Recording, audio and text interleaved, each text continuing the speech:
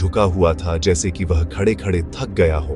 उसकी खिड़कियां खोखली काली आंखों जैसी थीं और सामने का दरवाजा एक खामोश चीख की तरह खुला हुआ था। ऊपर की एक खिड़की में एक अकेली रोशनी टिमटिमा रही थी, एक पीली बीमार सी चमक जो धीरे धीरे धड़कती थी, जैसे एक कमजोर दिल की धड़कन। बाकी घर परछाइयों और मोटी चिपचिपी मकड़ी के जालों से ढका हुआ था। ऐसा लग रहा था कि वहां 100 साल से कोई नहीं रहा था। फिर भी उन सभी को वही डरावनी अनुभूति हुई। घर उन्हें देख रहा था। हे भगवान, मुझे उस जगह का रंग रूप पसंद नहीं है, गूफी ने फुसफुसाया, एक पेड़ के पीछे छिपते हुए। प्लूटो ने एक धीमी चेतावनी भरी गुर्राहट निकाली। उसकी आंखें अंधेरे दरवाजे पर टिकी हुई थीं।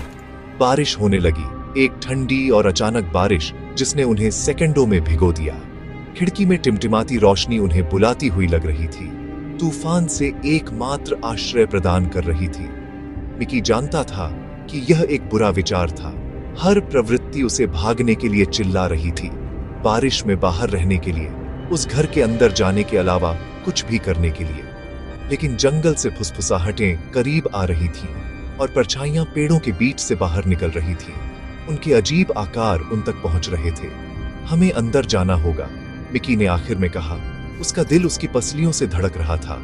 यह हमारे लिए बाहर जो कुछ भी है, उससे दूर जाने का एकमात्र मौका है। उसने एक गहरी सांस ली और रास्ता दिखाया। उसके दोनों दोस्त अनिच्छा से उसके पीछे पीछे चले।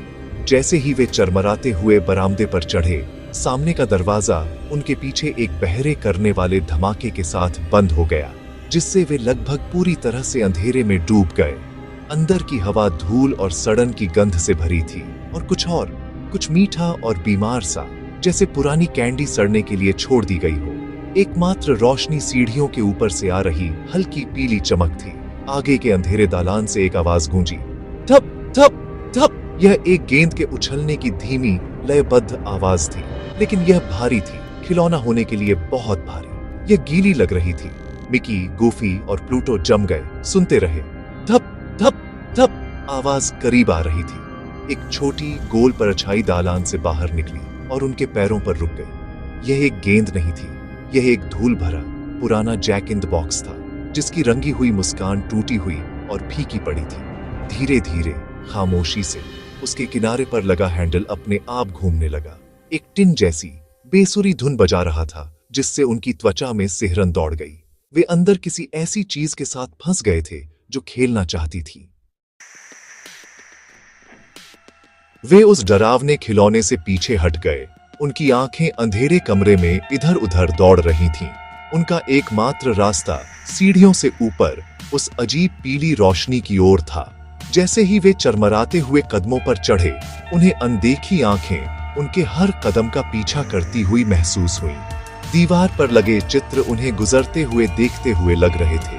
उनकी रंगी हुई आंखें उदासी और चेतावनी से भरी थीं। जब वे सीढ़ियों के शीर्ष पर पहुंचे, तो उन्हें रोशनी का स्रोत मिल गया। यह एक बच्चे का बेडरूम था, लेकिन यह बहुत पुराना था और धूल की एक मोटी परत से ढका हुआ था। कमरे के केंद्र में एक अकेली मोमबत्ती थी। उसकी लौ दीवारों पर लंबी नाचती हुई परछाइयां डाल रही थी। कमरा खाली था, सिवाय कोने में खड़े एक बड़े अलंकृत दर्पण के। गूफी सबसे जिज्ञासु होने के कारण दर्पण की ओर दबे पांव चला। उसने अपनी परछाई को देखा, लेकिन कुछ गलत था। उसकी परछाई उसकी नकल नहीं कर रही थी। वह एक चौड़ी ठंडी मुस्कान के साथ मुस्कुरा रही थी, भले ही गूफी का चेहरा डर से भरा हुआ था। दोस्तों, उसने चीखा, मेरी परछाई! वह अपना काम खुद कर रही है। मिकी और प्लूटो दौड़कर आए। उन्होंने अपनी भी परछाइयां देखीं, लेकिन मिकी की परछाई की आंखें पूरी तरह से काली थीं और प्लूटो की परछाई एक कंकाल कुत्ता थी। फिर परछाइयों ने बोलना शुरू किया। उनकी आवाजें जंगल से आती खिलखिलाती फुसफुसाहटों की बिल्कुल नकल थी।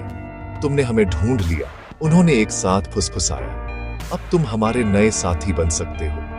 दर्पण में बनी आकृतियां बाहर निकलने लगी। यह एक भयानक दृश्य था, क्योंकि उनकी अपनी छायादार मुड़ी हुई परछाइयां शीशे से ऐसे रेंगती हुई बाहर निकल रही थीं, जैसे वह पानी हो। वे डर का स्रोत थे। जंगल और घर की आत्माएं, ऐसी प्राणी जो कुछ भी देखती थीं, उसकी नकल करती थीं। मिकी को एहसास हुआ कि वे लड़ने के लिए राक्षस नहीं थे, वे डर थे जिनका सामना करना था।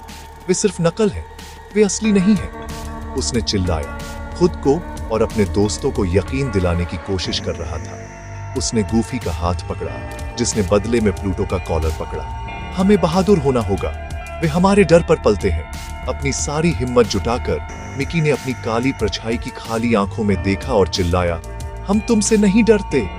एक पल के लिए कुछ नहीं हुआ, फिर परछाई चमकी जैसे एक खराब टेलीविजन सिग्नल। गूफी ने देखा कि मिकी क्या कर रहा था और उसने भी वैसा ही किया, अपनी छाती को अपनी मुस्कुराती हुई परछाई के सामने फुलाकर। हाँ, तुम हमें डरा नहीं सकते। जैसे जैसे उनकी बहादुरी बढ़ी, मोमबत्ती की रोशनी तेज चमक उठी और छाया के जीव चीखने लगे, धुएं की तरह घुलते हुए। दर्पण टूट गया और पूरा घर हिलने लगा। वे भागे, सीढ़ियों से नीचे गिरते हुए और सामने के दरवाजे से बाहर निकलते हुए, जब तक कि वे व्हिस्परिंग वुड्स से बहुत दूर नहीं थे तब तक नहीं रुके। उन्हें ग्लिमरिंग जेम नहीं मिला, लेकिन उन्हें कुछ बेहतर मिला, वह हिम्मत जो अपने डर का एक साथ सामना करने से आती है।